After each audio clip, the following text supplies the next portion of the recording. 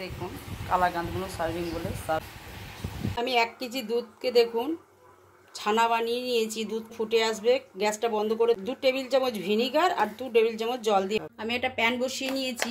এবার হোমমেড ঘি একটু 1 টেবিল চামচ আমি ঘি দিয়ে দিলাম। ঘিটা দিলে খেতে ভীষণটা তৈরি হয়ে যায়। এবার আমি দুধ অ্যাড করব।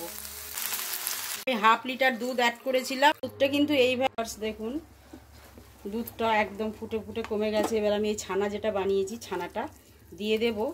আর কালাকাঁদ সন্দেশ সবসময় এলাচ আমি গুঁড়ো করে নিয়েছিলাম, এলাচ দুটো আমি 3 টেবিল চামচ চিনি অ্যাড করলাম। কন্টিনিউ নাড়িয়ে এটাকে শুকিয়ে নিই। ভিউয়ার্স একদম শুকনো হয়ে এসছে কালাকাঁদ ভিউয়ার্স, আর এতে লাগছে না, একেবারে কমপ্লিট হয়ে গেছে। প্লেটটায় আমি একটু ঘি ব্রাশ করে নিয়েছি। এবার পাকটা ঢেলে দেবো।